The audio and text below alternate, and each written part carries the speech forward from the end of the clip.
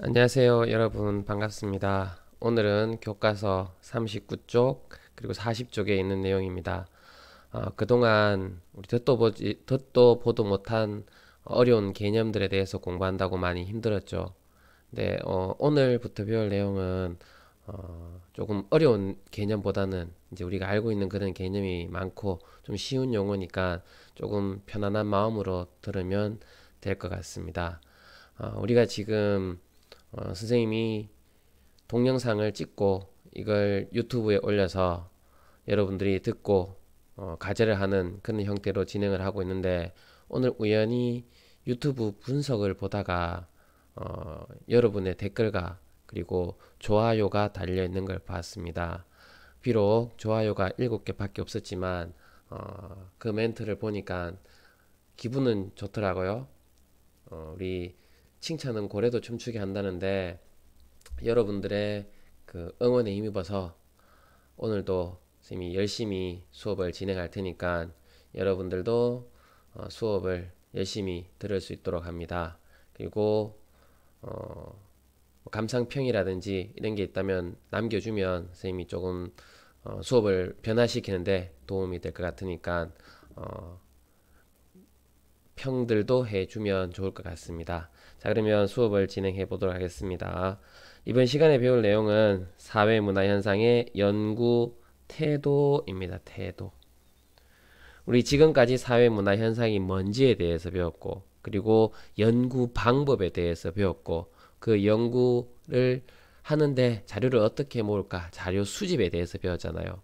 근데 이번에는 그러면 연구를 할 때 그 연구자는 어떤 태도를 가져야 되느냐에 대해서 한번 배워보도록 하겠습니다.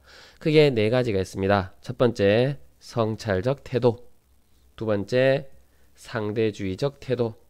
세 번째, 객관적 태도. 네 번째, 개방적 태도.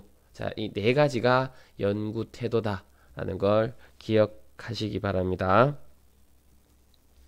자, 그러면 먼저 성찰적 태도를 보도록 합시다. 우리 성찰이라고 하면 다른 말로 어떻게 표현할 수 있을 것 같을까요?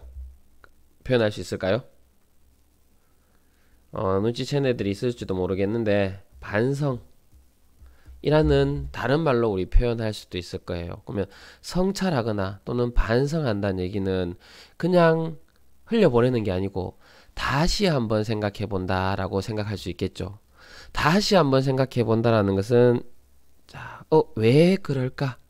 라는 의문을 가진다라고 볼 수도 있을 거예요. 그래서 저거는 왜 저렇지? 라는 생각을 가지고, 왜 이런 행동이 나타났을까?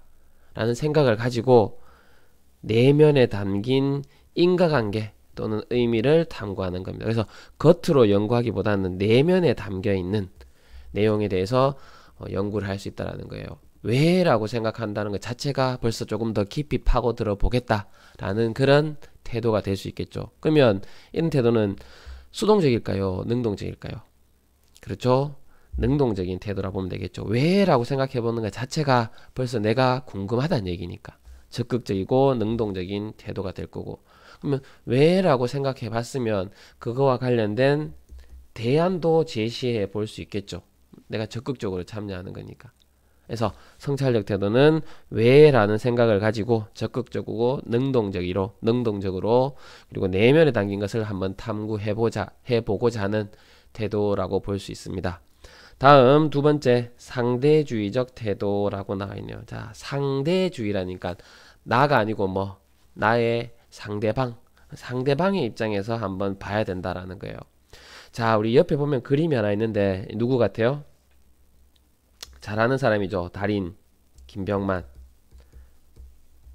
지금도 하고 있는데 정글의 법칙이라는 프로그램에서 했던 내용입니다. 여러분들이 봤을지 모르겠는데 지금 마시고 있는 게 술록피예요. 자, 우리가 입장에서 보면 어떻게 술록피를 마실 수가 있지라고 하지만, 이 사람들은 술록피를 마시는 게 살아가기 위한 하나의 방법이었어요.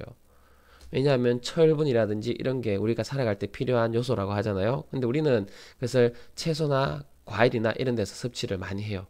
이 사람들은 추운 시베리아 땅에서 살기 때문에 과일이나 채소가 별로 없어요. 철분은 필요하고 그 철분을 어디에서? 바로 술록 피에서 가져오는 거죠. 자, 그러면 우리 입장에서 보면은 징그러 야만인이라고 할 수 있지만 그는 사회문화 현상을 연구하는 올바른 태도가 될 수 없다는 거죠. 상대방의 입장에서 이 사람들이 왜 이런 행동을 했을까?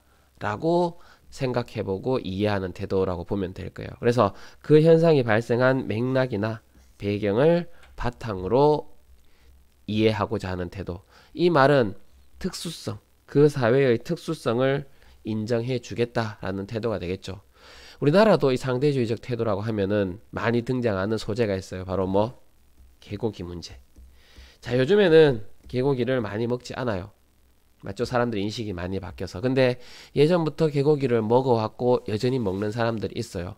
자, 그걸 가지고 외국 사람들, 특히 프랑스의 아주 유명한 여배우가 야만인이다라고 얘기를 했는데 우리나라 사람들이 게를 먹을 수밖에 없었던 그런 전통적인 이유가 있었겠죠.